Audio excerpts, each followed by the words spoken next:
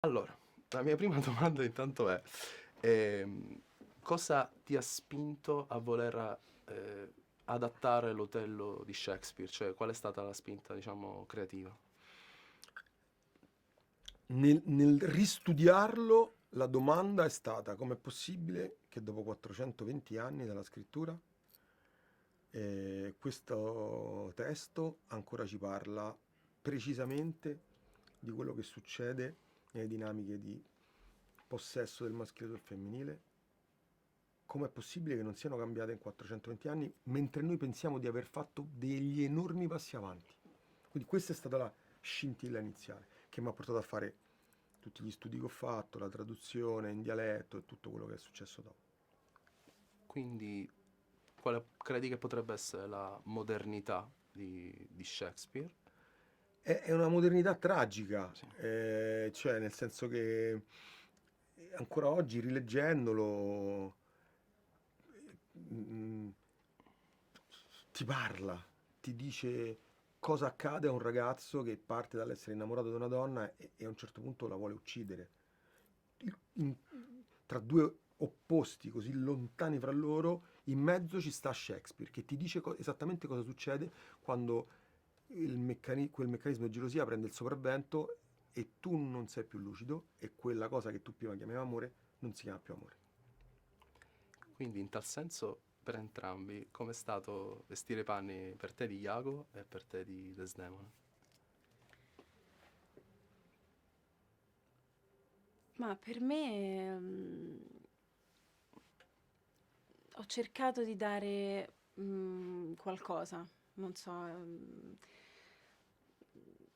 ho cercato di farlo direttamente, nel senso non mi sono posta tante domande prima, non ho cercato di non strutturare troppo il personaggio, ma di fidarmi anche molto della regia, di quello che era stato scritto, perché appunto è così moderno, nel senso Shakespeare è così visionario e è una scrittura così moderna, appunto, che non ho voluto creare grandi sovrastrutture attorno a Desdemona.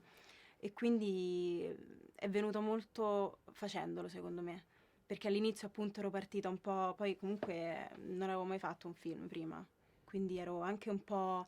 Non mi sentivo neanche tanto all'altezza. Però forse anche quello mi ha aiutata molto. Perché a volte ti fa fare pure dei passi in più, ti fa superare delle paure che hai, no?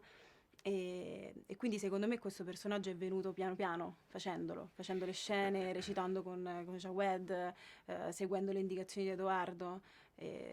Secondo me è venuto così, senza troppi. Sì, ovviamente con lo studio del personaggio, però senza troppe catene attorno. No, io per quanto riguarda me, è stato a parte tutto il lavoro psicologico, ma quello lo faccio su tutti i personaggi. Poi c'è stato quello fisico, mi sono ingrassato 20 kg,